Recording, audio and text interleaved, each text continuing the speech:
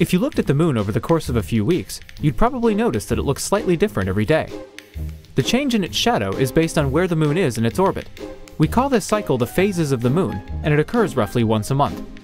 At least twice a year, however, something quite different happens. The moon passes through the shadow cast by the Earth, causing it to look extremely unusual for a short period of time. From the Earth, the moon will appear to darken and turn a deep red before eventually returning to normal. This is called a lunar eclipse.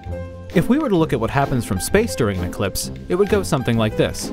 First, the moon passes through what's called the penumbra, where the sun's light is only partially obscured.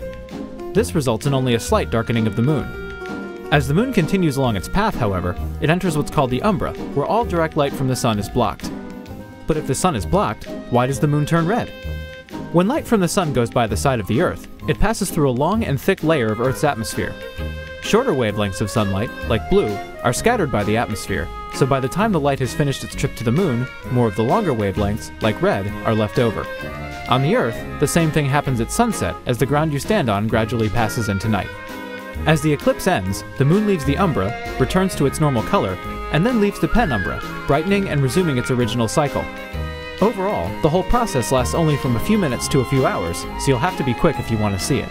But, as long as you're willing to stay awake, you'll catch the moon as you won't see it too often.